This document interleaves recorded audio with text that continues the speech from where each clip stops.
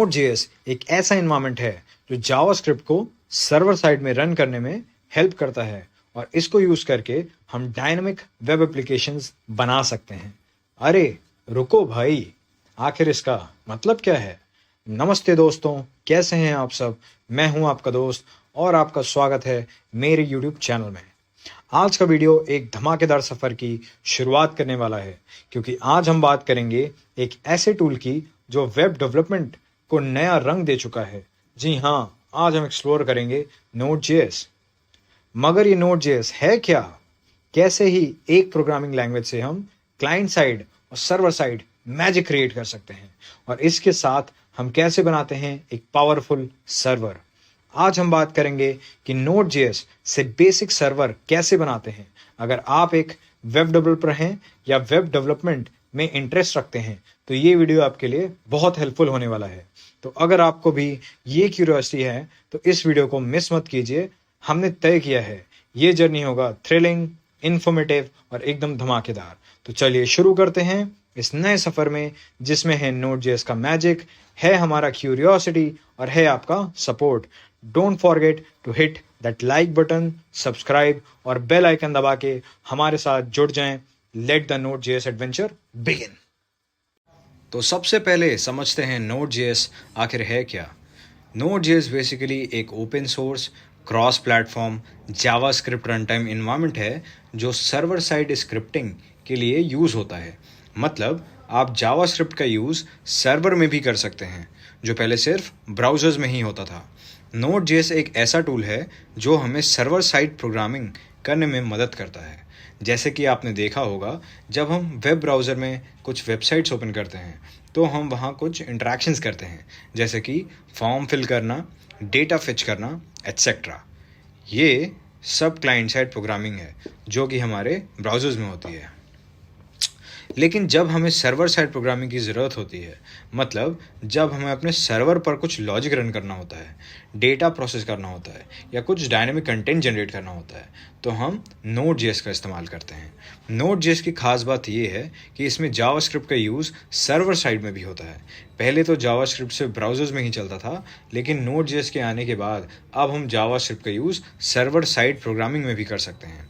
इसका मतलब ये है कि एक ही प्रोग्रामिंग लैंग्वेज जो कि जावास्क्रिप्ट है, उसका यूज़ करके अब हम क्लाइंट साइड और सर्वर साइड दोनों में ही यूज़ कर सकते हैं, जो डेवलपमेंट को आसान बनाता है और कंपैटिबिलिटी को इम्प्रूव करता है।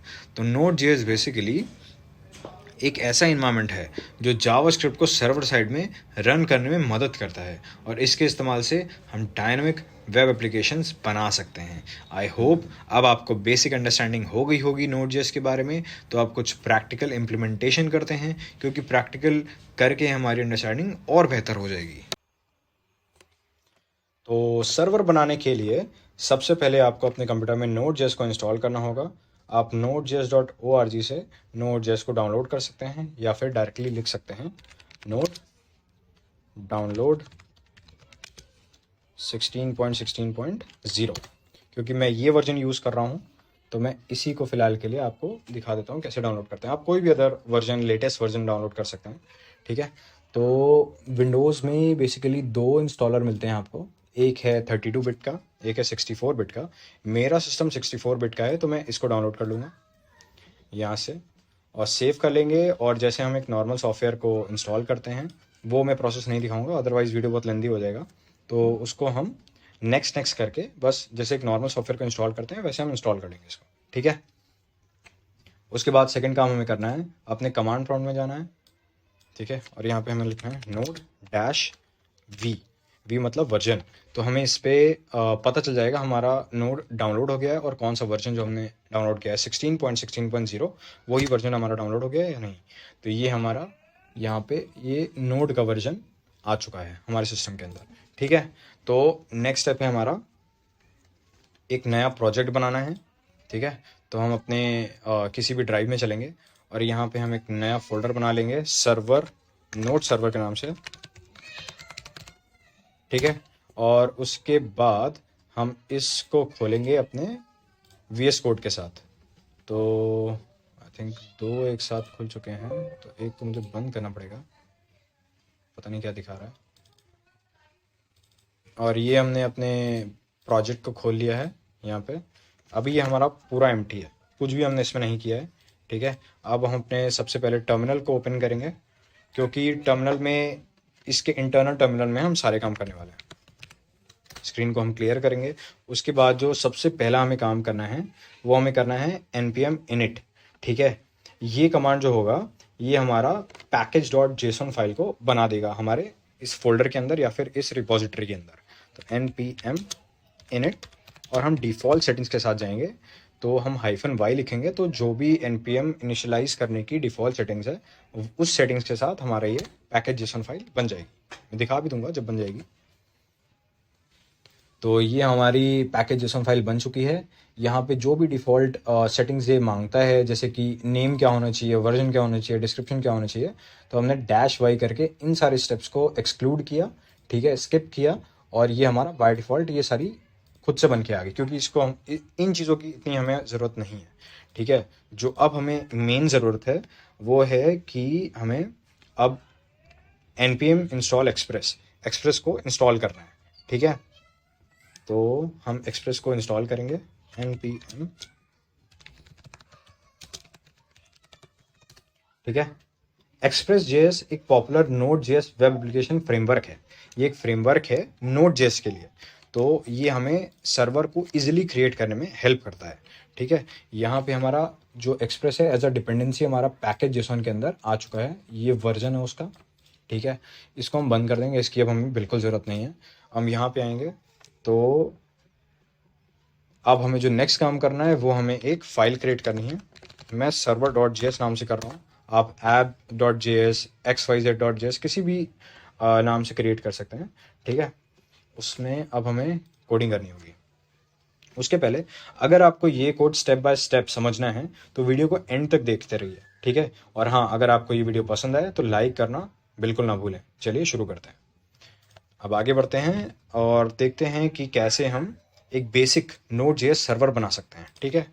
तो पहली लाइन जो हमें यहाँ पे लिखनी है वो है const express equal to require express. तो ये बेसिकली क्या कर रहा है, जो एक्सप्रेस फ्रेमवर्क अभी हमने इंस्टॉल किया है उसको हम यहाँ पे अपनी server.js फाइल के अंदर इंपोर्ट कर रहे हैं, ठीक है। अब हमें अब बनाना है एक्सप्रेस जो हमने अब यहाँ पे इंपोर्ट कर लिया है उसकी एप्लीकेशन बनानी है, ठीक है। तो const app equal to express. तो ये जो एक्सप्रेस एप्लीकेशन है उसको यहाँ पे इनिशियलाइज कर रहा है एक तरीके से। यहाँ पे जो हमने एक्सप्रेस को इंस्टॉल कर लिया, अब ये बनाता है इस, जब हम इसको लिखते हैं ये फंक्शन, ठीक है, जो कि एक्सप्रेस का एक पार्ट है, एक्सप्रेस फ्रेमवर्क का पार्ट है, तो ये बेसिकली एक एक्सप्रेस की एप्लीकेशन बना देता है। तो ये यहाँ पे पढ़ेंगे, creates an express application, the express function is a top level function exported by the express module, ठीक है। तो ये बेसिकली एक एक्सप्रेस की एप्लीकेशन बनाता है जिसको यूज़ करके हम अपना सर्वर बनाएंगे। तो नेक्स्ट स्टेप है, हमें पोर्ट डिफाइन करना पड़ेगा, कौन से पोर्ट पे हम रन करना चाहते हैं। कॉन्स्ट एक वेरिएबल ले लेंगे पोर्ट, और हम डिफाइन कर देंगे 3000 उसको। तो हम 3000 पोर्ट पे अपने इस सर्वर को रन करना चाहते हैं, ठीक है। और नेक्स्ट स्टेप है हमारा कि हमें अपना इस एप्लीकेशन के यूज से लिसन कराना है, ठीक है, इस पोर्ट पे। तो ये बेसिकली हम सर्वर क्रिएट कर रहे हैं। तो app.listen, लिसन का मतलब है हम यहाँ पे सर्वर क्रिएट करने जा रहे हैं, किस पोर्ट पे करना है, प्लस यहाँ पे हम देंगे एक फैट एरो फंक्शन जिसमें हम सिंपली लिख देंगे console.log, ठीक है, लिसनिंग ऑन पोर्ट, जो भी पोर्ट हमने ऊपर वेरिएबल में डिफाइन किया है वो, ठीक है। तो ये बेसिकली हमारा एक सर्वर बन के रेडी है, ठीक है, सर्वर हमारा रेडी हो चुका है। उसके बाद सर्वर हमने बना दिया है, लेकिन सर्वर में हमें कुछ करना भी तो है। हमने क्यों बनाया है सर्वर, हमें उस पर लिसन कराना है, हमें उस पर रिक्वेस्ट भेजनी है, उससे रिस्पॉन्स लेना है, इसीलिए तो हमने सर्वर बनाया ना। तो उसके लिए हम एक API डिफाइन करेंगे, ठीक है। तो app.get की API है, ठीक है, उस पर हम रिक्वेस्ट रिस्पॉन्स पैरामीटर्स देंगे। पहला जो इसमें पैरामीटर जाता है, ठीक है, वो होता है कि आप कौन से पाथ पे लिसन कराना चाहते हैं। मैं कराना चाहता हूँ गेट पे, ठीक है।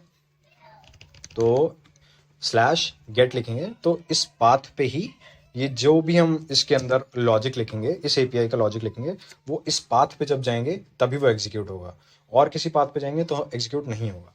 तो हम अभी के लिए सिंपल रिस्पॉन्स डॉट सेंड करेंगे और एक सिंपल मैसेज लिख देंगे, हेलो फ्रॉम गेट एपीआई। ठीक है, अब इसको हम सेव करते हैं और हमारा सर्वर, बेसिक सर्वर बन के क्रिएट हो चुका है। नेक्स्ट स्टेप जो हमें करना है वो करना है सर्वर को start. Node server dot JS लिखेंगे तो हमारा सर्वर स्टार्ट हो जाएगा, और जो भी अगर हमारा सक्सेसफुली स्टार्ट हो जाता है तो हमारा ये मैसेज लिख के आ जाएगा, लिसनिंग ऑन पोर्ट 3000। तो ये हमारा सर्वर स्टार्ट हो चुका है 3000 पे। अब हमें चेक करना है कि ये जो हमने अपना, इसमें सर्वर तो हमारा बन के स्टार्ट हो गया, अब हमें चेक करना है कि ये जो हमने एपीआई लिखी है ये वर्क कर रही है कि नहीं। तो उसके लिए हम वापस से अपने ब्राउज़र पे आएंगे। ठीक है, यहाँ पे लिखेंगे हमारा सर्वर जो हमने बनाया है उसका पाथ लोकल होस्ट 3000। यहाँ पे कुछ भी नहीं मिलेगा क्योंकि हमने पाथ क्या डिफाइन किया, हमने गेट डिफाइन किया। तो जब तक हम गेट पे जाएंगे, गेट पे नहीं जाएंगे तब तक हमें कुछ भी नहीं मिलेगा। तो हम स्लैश गेट लिखेंगे तो जो भी हमने इसके अंदर लिखा था ये हमें रिस्पॉन्स वहाँ पे ब्राउज़र पे सेंड कर देगा। तो हमने लिखा था हेलो फ्रॉम गेट एपीआई। ठीक है, तो अब हम अगर गेट पे एंटर मारेंगे तो हमें एग्जैक्टली यही रिस्पॉन्स हमारा इस ब्राउज़र के अंदर कैनॉट गेट जहाँ पे आ रहा था, क्योंकि ये कोई पाथ नहीं था, हमने डिफाइन नहीं किया था अपने सर्वर डॉट जेएस फाइल के अंदर, हमने गेट किया है। तो इसमें देखते हैं हमारा वो मैसेज आ जाएगा, हेलो फ्रॉम गेट एपीआई। ठीक है, इस कोड में हमने एक बेसिक सर्वर क्रिएट किया है जो HTTP लोकल होस्ट 3000 पे रन करता है। ठीक है, और हेलो फ्रॉम गेट एपीआई का रिस्पॉन्स देता है। और आप अपने टर्मिनल में जाके इसको रन कर सकते हैं। आप इस स्क्रिप्ट को कस्टमाइज भी कर सकते हैं, अपने स्टाइल में मॉडिफाई कर सकते हैं। इसमें बस एक बेसिक इंट्रोडक्शन था, ठीक है, कि हम Node.js सर्वर बनाते कैसे हैं, उसमें एक सिंपल सी एपीआई कैसे लिखते हैं। ठीक है, तो अगर आपको ये वीडियो पसंद आया हो तो प्लीज़ सब्सक्राइब करना ना भूलें, और कोई भी अगर क्वेरीज हों तो कमेंट बॉक्स में लिख दें, मैं बिल्कुल उसको रिस्पॉन्स करूँगा। ठीक है, तो थैंक यू सो मच।